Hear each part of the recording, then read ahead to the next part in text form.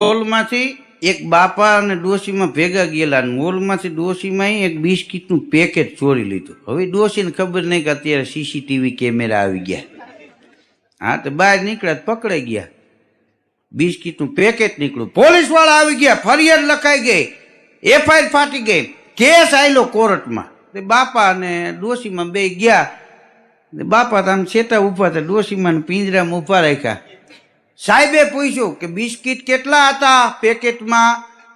તો કે 10 દિવસની સજા આપવામાં આવશે. તો સામેથી ઉભા થઈને બાપા બોલ્યા કે સાહેબ એક મમરાનું પડીકું લીધું એને.